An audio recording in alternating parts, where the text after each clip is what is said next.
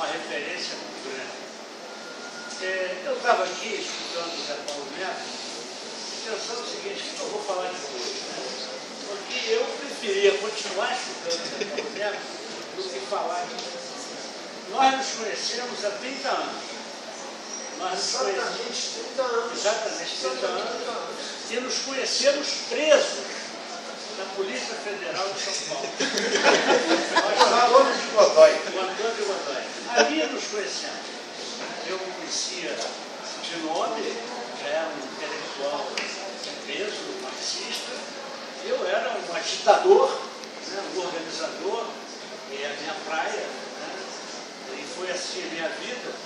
E nós estávamos num congresso clandestino do PCB, em 1982, nós éramos mais ou menos, nós éramos 82 pessoas, e os policiais eram 100, mas a Polícia Federal, o congresso não levou 5 minutos, mas nós nos conhecemos presos lá na Polícia Federal. Passamos um drama de 10 anos, nos anos 80, e compartilhamos a mesma Comissão Executiva Nacional do PCB, uma luta interna muito grande, que acabou desembocando numa divisão do partido em que saiu mais gente do que ficou no PCB e no PPS.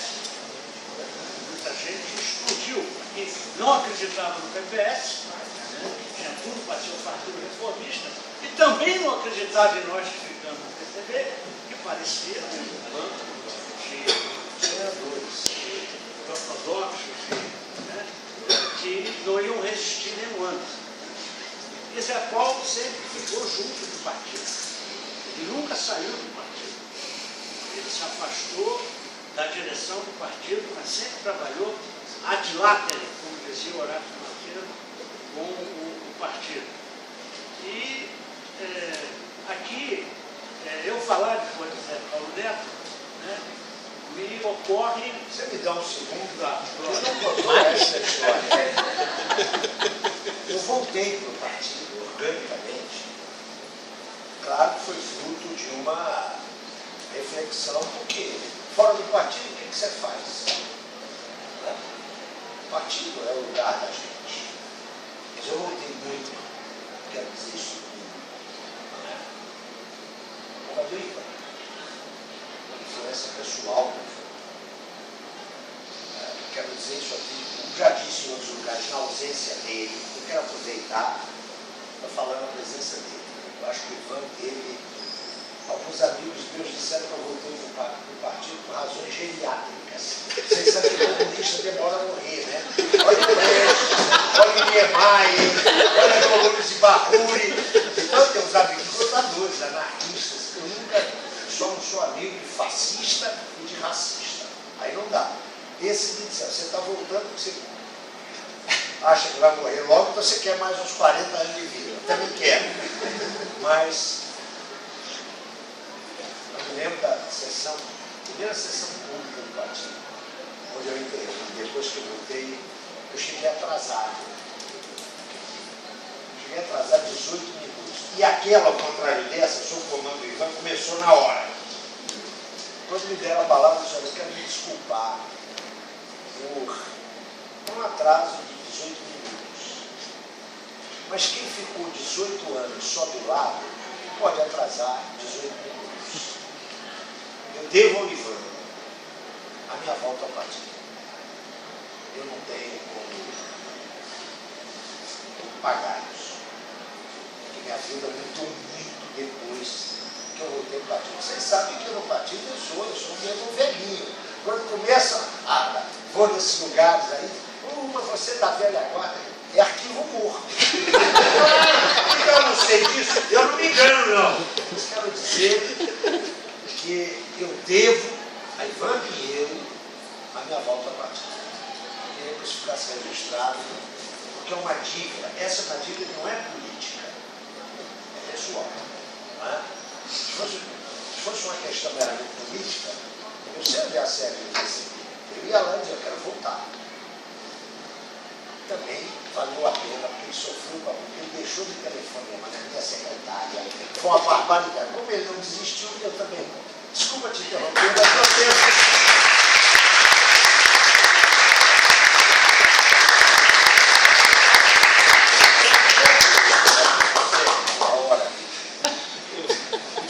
Confesso que eu estava com dificuldade de falar por conta do fato de que depois que o Zé Paulo Neto fala, é difícil porque fica pouca coisa. Já que ele está fazendo esse depoimento aqui da suposta volta dele ao partido, como eu disse para ele naquele dia, ele não voltou ao partido, ele nunca saiu do partido, ele saiu, se afastou, ficou ao lado do partido, mas o partido nunca saiu do dentro dele. Então, eu vou contar uma história desse dia. Talvez ele se lembre, eu me lembro com muita emoção.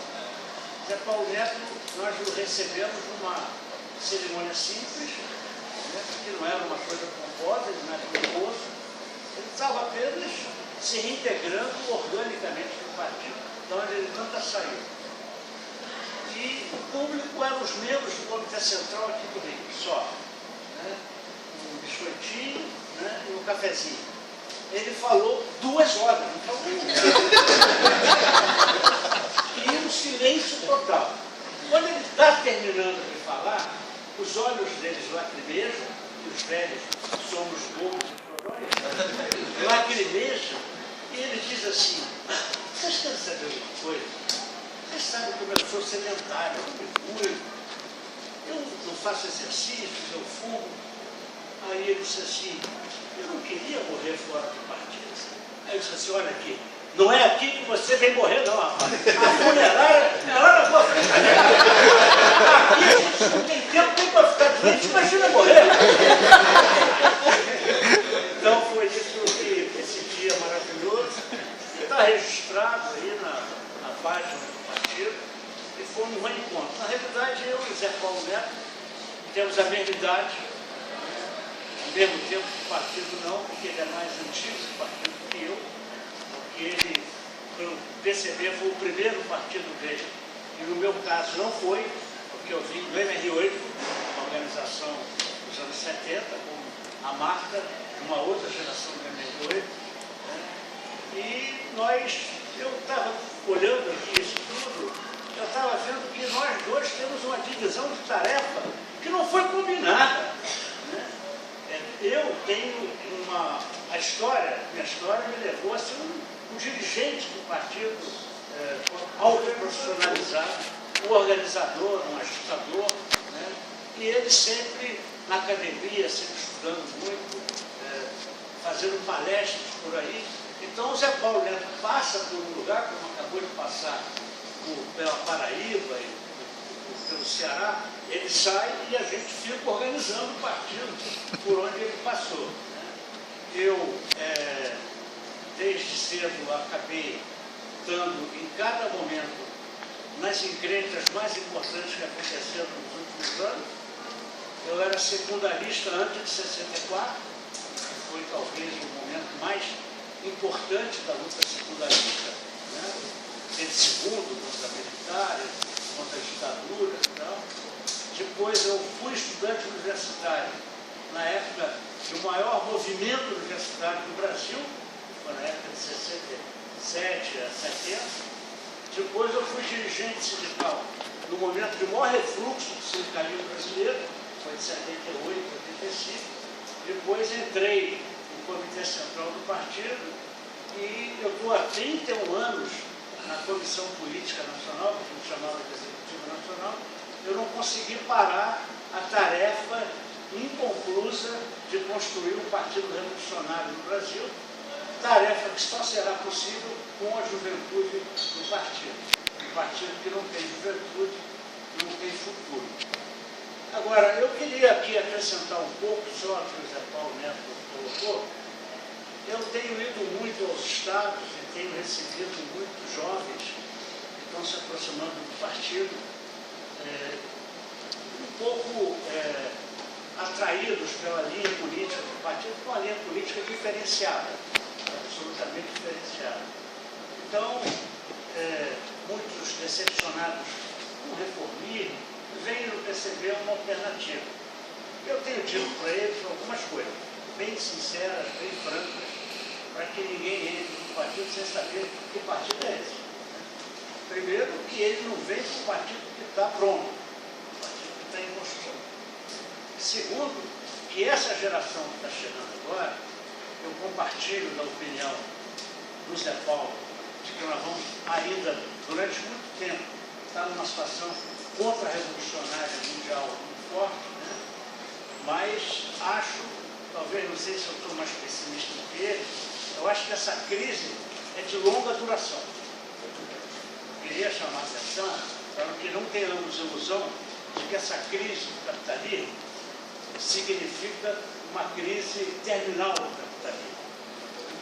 A gente leva a esse engano. O capitalismo não vai cair por si só, vai cair de podre. Nós vamos abrir um jornal um dia e acabou o capitalismo. Ele para sobreviver, ele vai tentar de tudo. E ele vai ficar cada vez mais agressivo. Ele precisa tirar os direitos que nós conquistamos, inclusive em função da existência do campo socialista. Desde os anos 90, a burguesia vem tirando em todos os países, todos os pequenos anéis que nós conquistamos, por conta, inclusive, dessa correlação de força mundial, que hoje nos é desfavorável. Para tirar direitos, precisa ter mais repressão. Eu ontem estive conversando com um companheiro que entrou recentemente no partido, com disposição para a luta, né? Eu dizia para ele o seguinte, olha, a revolução hoje em dia, né, ela vai ter que ser um produto de amplas massas. Ou é um estouro da boiada, ou não é mais. Porque a repressão, a tecnologia, é uma coisa inimaginável, por exemplo, para a minha geração.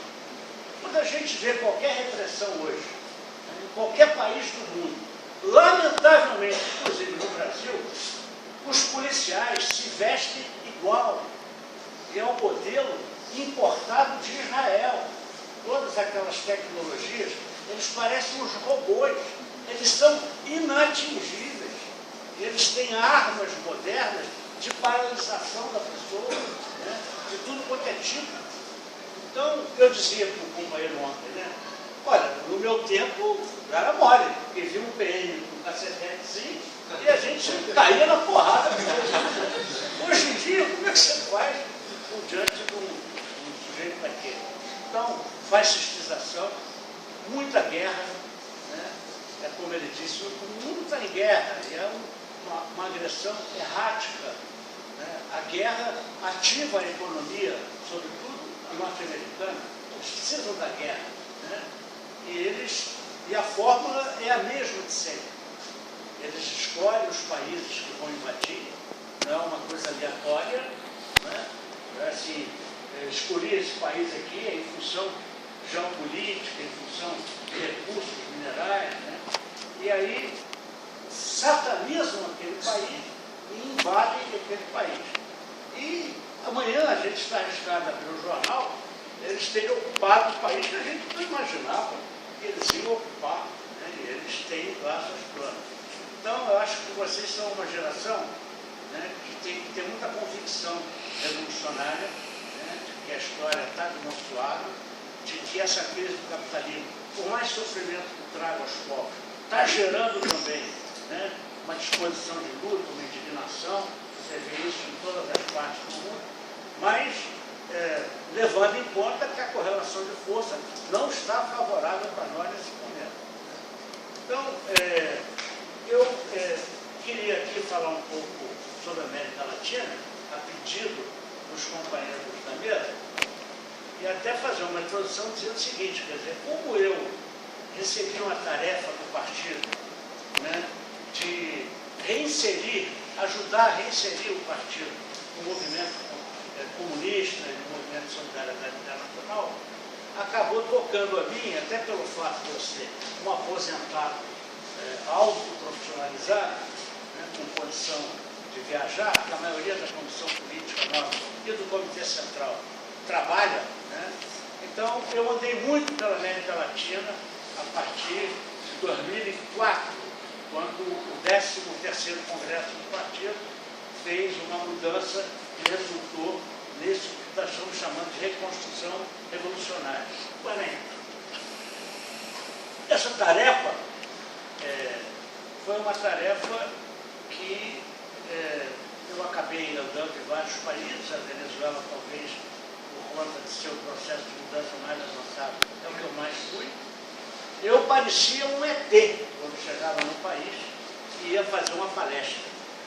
Porque no imaginário das pessoas, até 2005, 2006, ainda tem gente que pensou assim, achava que eu era de um país que tinha um governo de esquerda, socialista, progressista e anti-imperialista.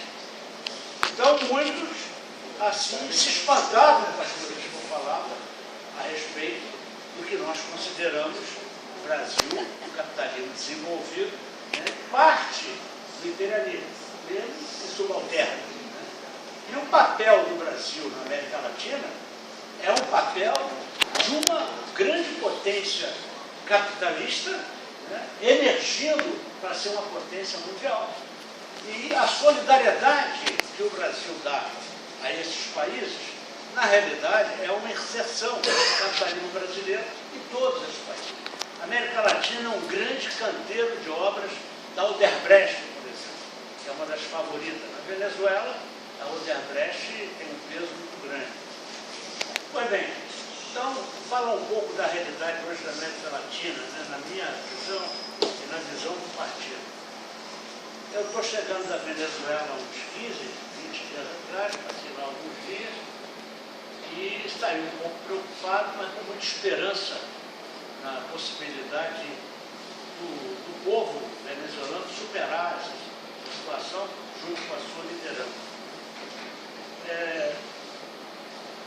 O movimento de mudanças sociais e políticas na América Latina, ele foi num crescendo muito grande, uma curva ascendente, a partir do momento em que o Chávez tomou posse. Teve um impulso muito grande em 2002, no golpe de Chávez, que o povo trouxe de volta ao poder. Ali a Revolução Bolivariana radicalizou, né, com o povo empurrando, e ia numa curva ascendente, até que eu vejo um ponto de inflexão no ano de 2006, em que o Chávez pede o referendo revogatório. 2006, para mim, marca um momento em que esse processo de mudança na América Latina vai e bate no teto, e ou estanca, como é o caso da América Latina, ou cai. Ou, no caso da Venezuela, ou cai. Na Venezuela tem um empate, né, entre a Revolução Bolivariana, que não é socialista, por favor, ela pode vir a ser socialista, ela é nacional, democrática. Né? Esse empate venezuelano já tem mais de 6 anos. E como já dizia o Jackson do Pandeiro, esse jogo não pode ser bom. Tem que ter um momento de ruptura. E a sensação que eu tive ao sair agora da Venezuela é que esse momento está chegando. Está chegando um momento de confronto em que vai haver um desempate que a gente espera que seja a favor das forças populares. A Venezuela avançou muito, inspirada em Cuba, chamar a atenção, porque se não existisse Cuba, dificilmente teria experiência para a Venezuela, e Chávez entendeu isso mais do que muita gente.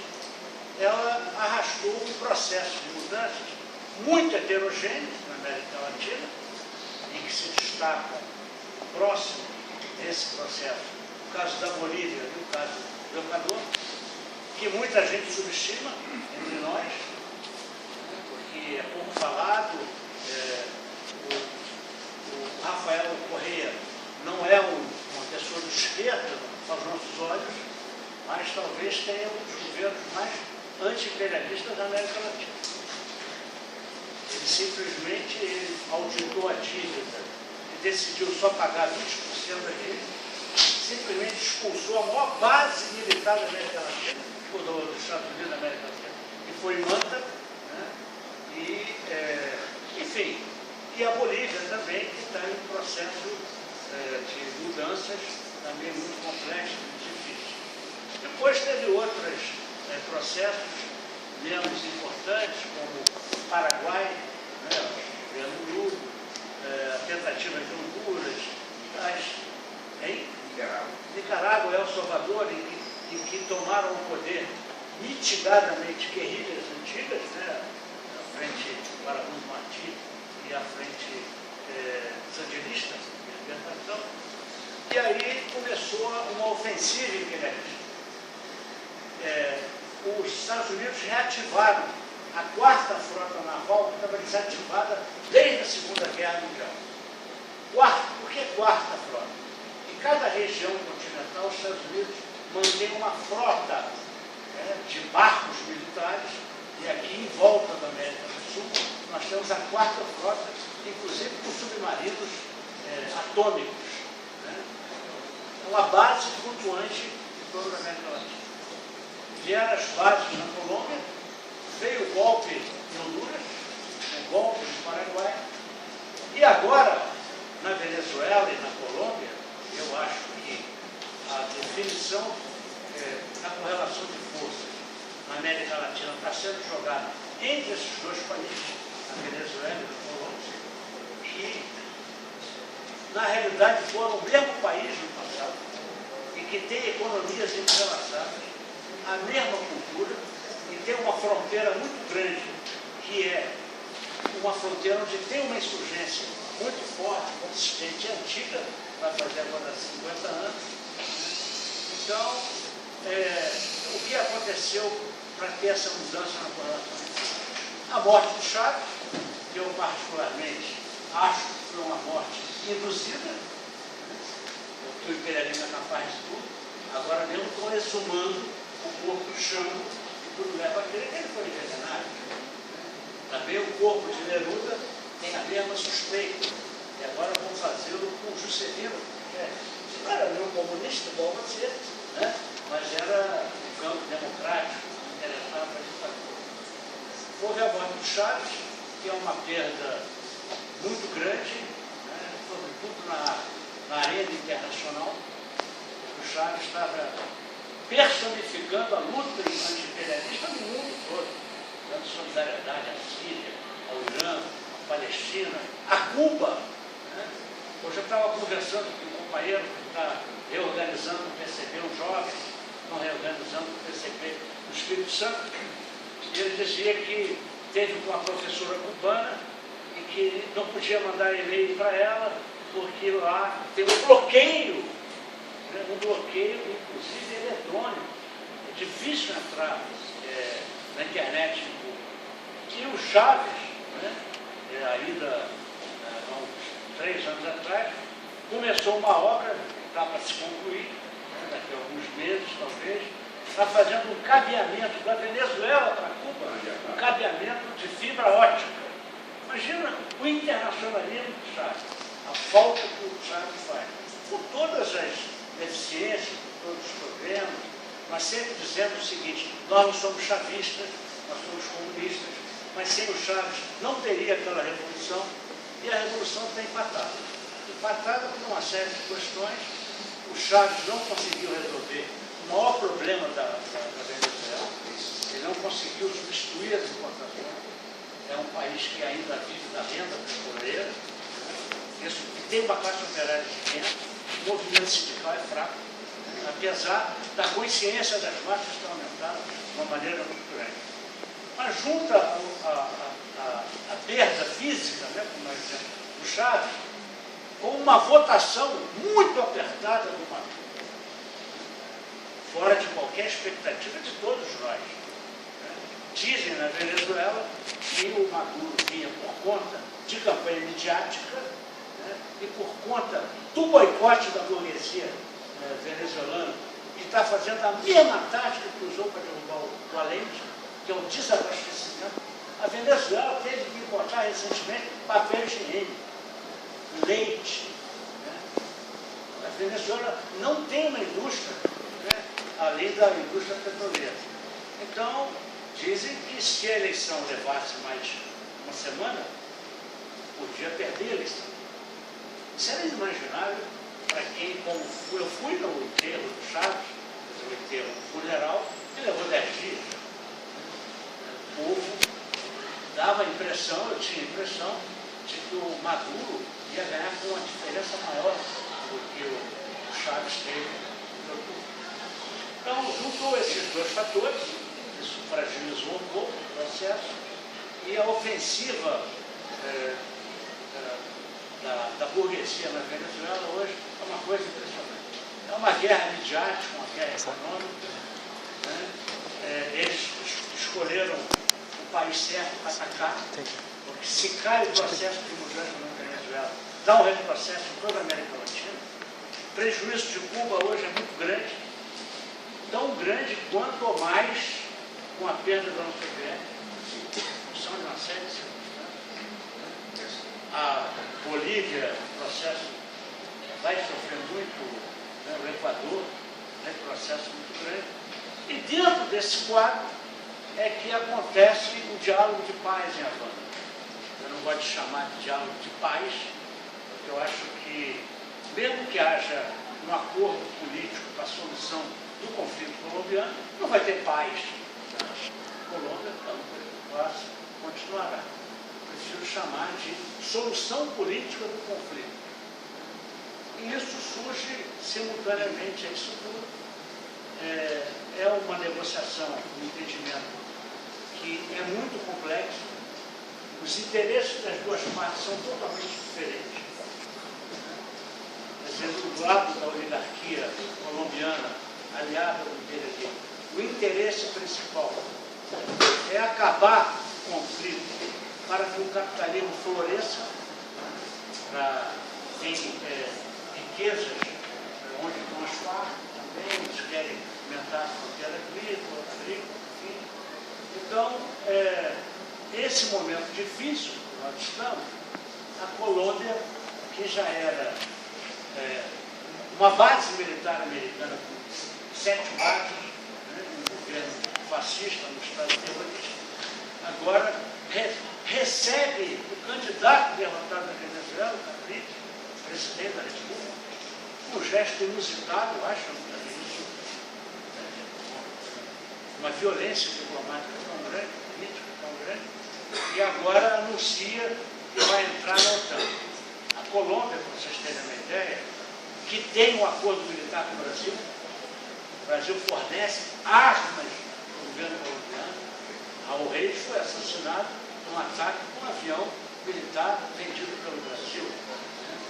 Então, já vou concluir, só colocando que essa questão hoje da Colômbia, só que eu ia me esquecendo, é que há um mês ou 2 meses atrás, houve uma reunião da OTAN em que a Colômbia foi convidada, daí a possibilidade de ingresso dela, e o tema era transformar as Malvinas numa base militar não é inglesa, uma base militar da OTAN. Isso sob os auspícios da Colômbia. Então, só queria acrescentar esse elemento. Eu acho que o Sérgio podia falar um pouco sobre a Colômbia, né, que tem mais informação, e dizer da minha emoção com tudo que aconteceu aqui, né, e essa declaração de amor político do Zé Paulo Neto me deixou muito emocionado e um pouco perplexo também. Enfim, tá, obrigado.